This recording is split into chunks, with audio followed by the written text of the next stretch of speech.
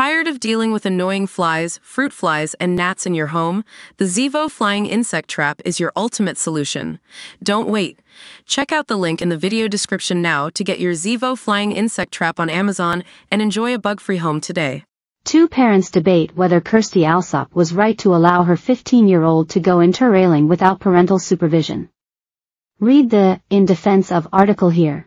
As a mother of teens and near teens, 3 of them tower over me. They can all hold their own in a conversation about current affairs. It often feels like they're on the cusp of reaching adulthood. Until, that is, they are presented with a simple task. How long does pasta take to boil? Can you help me untie this knot? I don't know how to fold t-shirts. Suddenly, the years fall away and I realize they are not tiny adults, but oversized children who still have a lot to learn.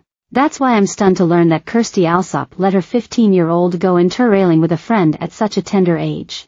Modern teens may seem worldly and, true, they certainly know more about the wider world than I ever did in my day. Constant access to the internet means they have the kind of knowledge at their fingertips that I'd have found mind-blowing 30 years ago.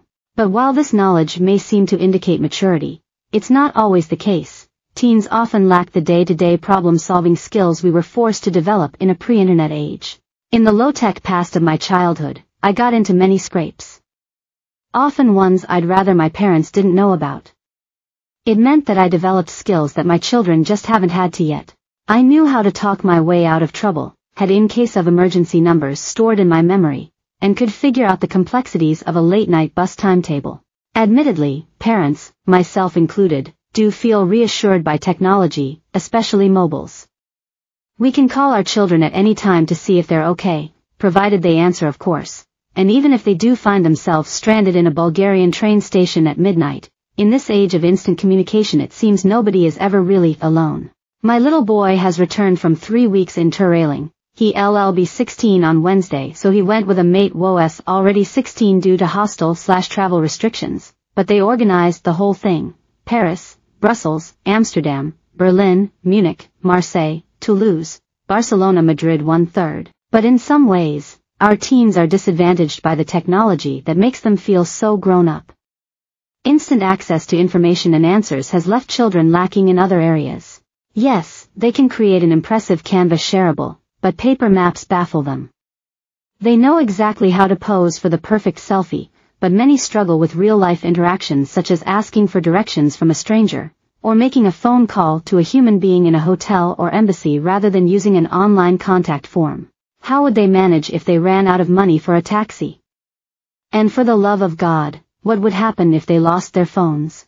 As a parent, you cannot let your child go out into the wider world and delegate responsibility for your child to a device. It may be able to tell your kids where the nearest station is, but it won't warn them that the bloke sitting opposite on the train looks a bit dodgy, or intervene if they manage to blag themselves a bottle of wine, or tell them it's time to call it a night. As a mum of a tween and a teen myself, I wholeheartedly agree with her. Letting her child go off into Europe is character building. I have a 15-year-old son and a 10-year-old daughter. Despite the world seeming a dangerous place, certainly if you read social media, I allow my eldest a level of freedom a lot of other mums don't. He goes camping, travels by train on his own, works out how to get home if said trains are invariably late or cancelled, and I'd certainly be happy, in the coming months, to set him free on a train in Europe. In my job as a writer, I have interviewed lots of older people for memoirs about their lives. I've spoken to at least 4 older men now in their 80s, who ran away to join the Navy, Army, and even the Special Boat Service aged just 16. They'd had to face adulthood and hardship early on and it had built their characters for life. I'd sit taking notes, in awe at how young they'd been when they'd had to make huge decisions, leave their families and go out into the world. Read more here. A parental presence may not be as welcome as a phone, especially on holiday, but at least we're harder to lose and only sometimes run out of battery. It's easy to see.